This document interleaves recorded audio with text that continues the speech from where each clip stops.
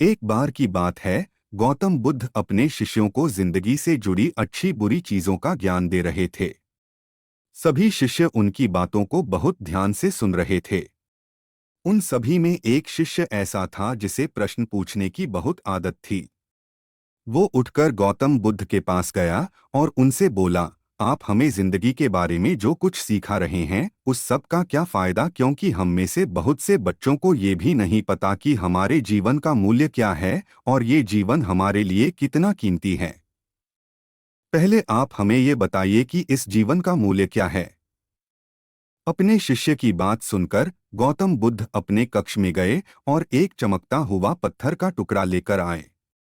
वो टुकड़ा उन्होंने अपने शिष्य को दिया और बोले, मैं तुम्हें इस जीवन का मूल्य तब बताऊंगा जब तुम इस पत्थर का सही मूल्य पता लगाकर आओगे।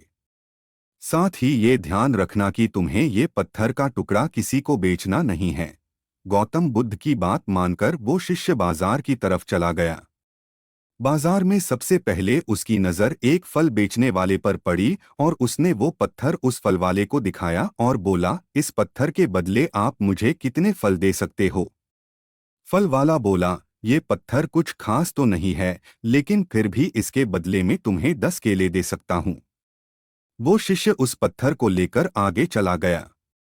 फिर उसे एक सब्जी वाला मिला। शिष्य ने उस सब्जी वाले से उस पत्थर की कीमत पूछी। सब्जी वाले ने उस पत्थर को ध्यान से देखा और बोला, इस पत्थर की कीमत के बदले में तुम्हें ज्यादा से ज्यादा एक बोरी भरकर सब्जियां दे सकता हूँ। इसके बाद वो शिष्य उस पत्थर को लेकर एक सोने के व्यापारी के पास गया। उस पत्थर की टुकड़े की चमक देखते ही उस सुनार ने उसकी कीमत 100 सोने के सिक्के लगाई। शिष्य ने वो टुकड़ा बेचने से मना किया तो वो सुनार उसके बदले 200 सोने के सिक्के देने को भी राजी हो गया। लेकिन शिष्य ने वो पत्थर नहीं बेचा। इसके बाद वो शिष्य एक हीरों के व्यापारी के पास गया और उनके सामने उसने वो पत्थर के टुकड़े को रख दिया। उस पत्थर को देखते ही हीरों के व्यापारी ने एक साफ कपड़ा बिछाया, उस पत्थर को उसके ऊपर रखा, फिर उसकी परिक्रमा की और हाथ जोड़कर उस पत्थर को कपड़े में लपेटते हुए वो बोला, तुम जिसे मामूली पत्थर समझकर उसकी कीमत पूछ रहे हो, असल में ये एक बेशकीमती रूबी है। ऐसा रूबी हर किसी को नहीं मिलता। मैं अगर अपना सब कुछ बेच भी दूं तो भी इसकी कीमत नहीं चुका सकता। उस व्यापारी की बातें सुनकर वो शिष्य हैरान हो गया। वो दौड़ा दौड़ा सीधा बुद्ध के पास आया और उन्हें उसने जो कुछ भी बाजार में हुआ वो सब बताया। उसकी अचरज भरी बातें सुनकर गौतम बुद्ध बोले, तुम्हारे सवाल का जवाब इस रूबी की कीमत में ही छिपा है। हमारा जीवन भी एक रूबी है, रूबी की तरह ये भी बेशकीमती है, लेकिन हम इस बात को हमेशा नज़रअंदाज करते हैं और अपने जीवन का मूल्य नहीं समझते।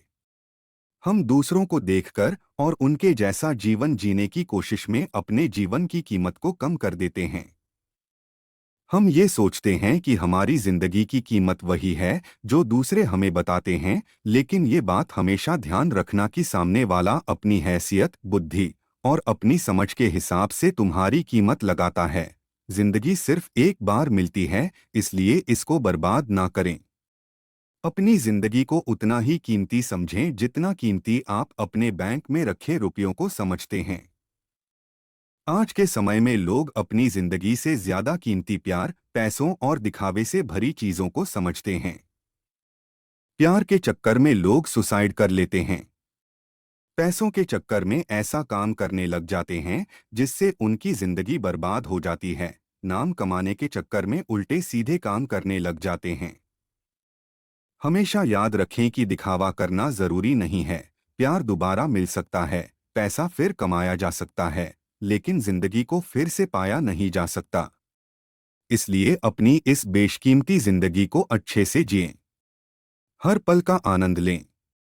कभी ये ना सोचें कि आप इस दुनिया में किसी काम के नहीं है, ना कभी ये सोचें कि आपकी जिंदगी व्यर्थ है, आपके होने या ना होने से कुछ फर्क नहीं पड़ता।